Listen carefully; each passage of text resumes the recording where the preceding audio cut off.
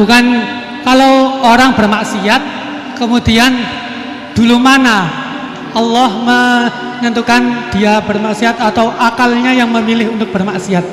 Soalnya belum dapat pertanyaan, belum dapat jawaban.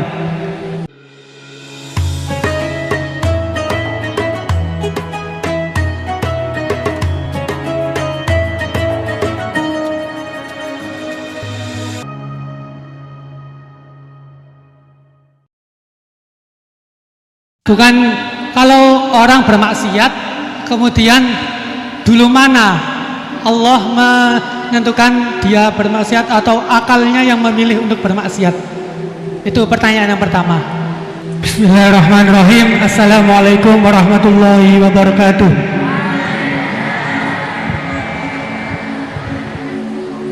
Langsung saja, ngapunten Gus. Di sini ada beberapa pertanyaan yang agak masih grundel di hati gitu.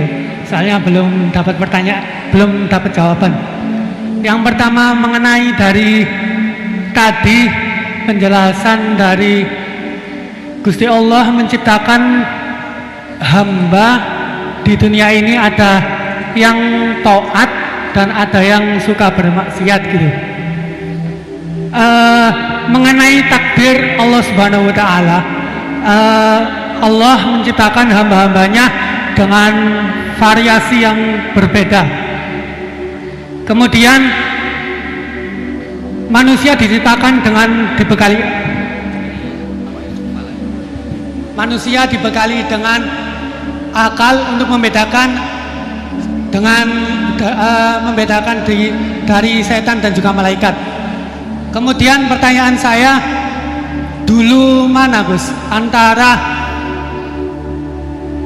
takdir yang ditentukan oleh Allah atau pilihan akal kita gitu. Begitu intinya. Soalnya kan bukan kalau orang bermaksiat kemudian dulu mana Allah menentukan dia bermaksiat atau akalnya yang memilih untuk bermaksiat. Itu pertanyaan yang pertama. Untuk pertanyaan yang kedua, ngapunten. Untuk pertanyaan yang kedua, intinya kan tadi istihad daripada ulama itu menentukan hukum yang berbeda-beda. Terus kemudian kita sebagai yang hanya tabik saja mengikut, itu bolehkah? Kan dari kata guru saya, kalau hukum fikih itu yang ringan-ringan disebarkan nggak apa-apa. Tapi yang berat-berat dipakai sendiri gitu. Tapi biasanya kan kita kebalikan. Yang ringan-ringan soalnya kita tahu ilmunya, kita yang pakai. Terus kalau ada orang yang tanya, biasanya kita yang kasih jawaban yang berat-berat daripada hukum fikih. Jadi yang saya tanyakan, kalau berpindah hukum dari awalnya ikut imam ini terus kemudian ikut imam ini, itu bagaimana batasan-batasannya gitu. Syukron. Baik, terima kasih. Ini pertanyaan yang ringkas disampaikan cukup panjang. Ini langsung dipun jawab nopon. Oke, monggo Yai. Ini tadi hoax itu, saya waktunya tinggal 10 menit, enak saja. Tidak, saya nanti langsung langsung ke Jogja, kan jadwalnya itu saya memang ke Jogja. Baru ini saya ke Jogja naik pesawat gara-gara hormat ke Mas Bukin. Sepanjang hidup saya nggak pernah ke Jogja naik pesawat, baru ini nanti rencananya naik. Karena tak hitung kalau pakai kereta bis nggak menangi ngaji di Jogja. Saya jadwalnya ngaji di Jogja nanti jam 4:30. Begini, itu pertanyaannya betul tadi, itu ngawur betul itu.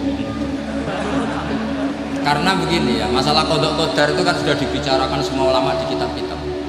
Satu, kita mengikuti ahlul hakikah. Idza dzikiral qadar famsiku. Kalau qadha qadar sudah dibicarakan famsiku, kamu harus diam di situ.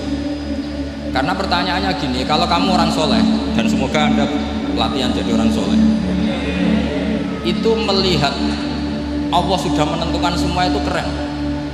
Saya bangga punya Tuhan yang sudah tahu nasib saya kayak apa nanti.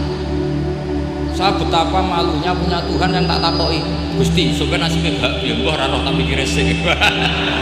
Itu kan ngeri betul. Sehingga kalau kamu soleh itu pokoknya bangga kalau Allah sudah tahu apa yang akan terjadi. Nah soal kepanikan kita kan kadang kok nang wis ngerti aku celaka terus gunanya apa aku soleh, itu kesalahan kita. Kita kecewa kalau sekarang soleh kemudian akhirnya tidak soleh dan akhirnya kita masuk neraka. Kekecewaan ini namanya hadun nafsi, kita hanya mikir diri sendiri. Sebetulnya kalau kita abdan lillah, benar-benar hamba Allah, tetap bangga karena punya Tuhan yang tahu apa yang akan terjadi. Makanya yang dibutuhkan kesalian untuk ngakoni qada qadar, dibutuhkan kesalian. Kalau enggak kriminal betul. Maka Sayyid Hasan bin Ali, saya hafalkan makalahnya itu. Di antara aturan iman harus iman sama qada qadar. Untuk menunjukkan innahu la yuqsa qurhan wa la yuhlabu qurhan, kata beliau. Supaya kita tahu bahwa Allah itu tidak dimaksiati secara terpaksa. Kamu bisa enggak bayangkan Allah ngeluh gini, sakjane aku rasa seneng maksiat tapi saya bisa berbuat apa? Artinya apa? Kalau maksiat dan keburukan tidak khairihi wa syarrihi minallah, itu Allah kan kurhan. Faham yang saya maksud? Artinya apa? Kita harus berkeyakinan khairihi wa syarrihi minallah. Tapi kita butuh syariat. Lalu setiap orang nakal berkelit kersane Allah juga masalah. Maka diteruskan makalah beliau. Waman hammala dzambahu rabbahu faqad fajar. Dan siapa yang menimpakan dosanya atas nama Tuhannya, maka faqad fajar, dia latut betul. Sing zina kuwe Allah kan gak melok zina, sing maling kuwe Allah ora melok maling. Sing beto mbak-mbak kuwe Allah ora tau beto. Terus kowe muni kabeh krana Allah, itu kriminal betul.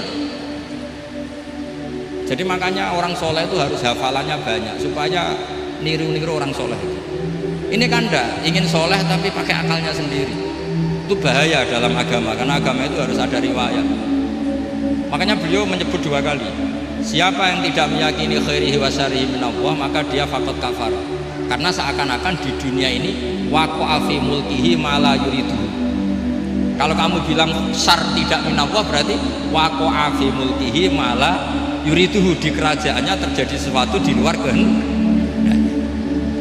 Tapi waman hammala dzambahu rabbahu faqad fajar, orang yang menimpakan dosanya ditimpakan karena Allah, maka faqad fajar, dia latut betul. Allah tidak ikut maling, tidak ikut zina, tidak ikut korupsi kok. Ini kehendakmu.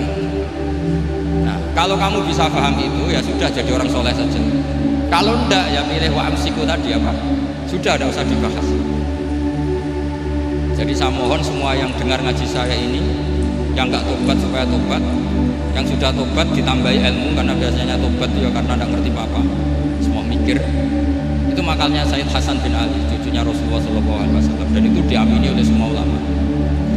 Saya pernah ditanya seorang rektor, nggak terima dosen, nggak terima mahasiswa, rektor tanya, Gus, yang benar itu Jabariyah apa Qadariyah? Jawaban saya lucu, sementing soleh dulu, kalau setelah soleh kamu nggak apa-apa Jabariyah atau Qadariyah. Karena setelah kita soleh, perasaan kita gini, qaddaronillah ala sholat, saya bisa berbuat apa di depan kehendak Allah. Sehingga perasaannya orang soleh ketika mengatakan al-abdu majbur adalah mengatakan la haula wa la quwata, asal soleh loh ya, asal soleh. Tapi kalau orang itu tidak soleh, dijawab apa saja ya brengkel loh. Umpamanya natine ra tau tenang sama Allah. Qadariyah juga sama, ini penting. Misalnya ada orang soleh Qadariyah, mesti cara berpikir, oh pangeranku adil ya, sing sholat diganjar swarga, sing zina diganjar neraka, sing ora nyolong diganjar swarga, sing nyolong diganjar neraka, kan adil. Mosok sing nyolong dilebokno swarga, sing sholat dilebokno neraka, kan jadi lucu. Artinya ketika dia Qadariyah juga ingin membaca hikmahnya Allah bikin aturan. Asal soleh, salah lagi asal. Jadi orang itu setelah soleh itu bisa improvisasi sendiri. Makanya ini pentingnya ayat innalladzina amanu wa amilus sholihat yahdihim rabbuhum biimanihim. Orang setelah iman nanti akan ditunjukkan oleh imannya untuk mengelola was-wasnya setan. Nah, saudara-saudara seiman semua, ceramah Gus Baha mengenai pertanyaan tentang maksiat dan takdir Allah seringkali mencakup penjelasan yang mendalam mengenai konsep takdir dan pilihan manusia. Dalam ceramahnya Gus Baha menjelaskan bahwa meskipun segala sesuatu yang terjadi di dunia ini sudah ditentukan oleh takdir Allah, manusia tetap diberi kebebasan untuk memilih. Artinya, meskipun takdir Allah mencakup segala sesuatu, manusia masih bertanggung jawab atas perbuatannya sendiri, termasuk dalam memilih untuk melakukan maksiat atau tidak. Gus Baha menekankan bahwa Allah tidak memaksa seseorang untuk berbuat dosa, meskipun takdirnya sudah mencatat segala yang akan terjadi. Dalam pandangannya, maksiat yang dilakukan oleh seseorang bukan karena takdir, melainkan hasil dari pilihan bebas manusia itu sendiri. Namun, Allah Maha Pengasih dan Maha Penyayang memberikan kesempatan untuk bertobat dan memperbaiki diri. Dengan kata lain, meskipun takdir sudah ditentukan, kita sebagai manusia masih memiliki tanggung jawab untuk memilih jalan yang benar dan menjauhi maksiat, serta selalu berusaha memperbaiki diri dalam setiap langkah hidup kita.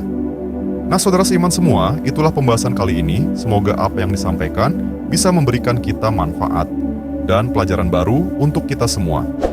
Jangan lupa untuk like, comment, and subscribe, supaya kalian tidak ketinggalan info terbaru dari Dakwah Official. Sekian video kali ini, sampai jumpa di video berikutnya. Wassalamualaikum warahmatullahi wabarakatuh.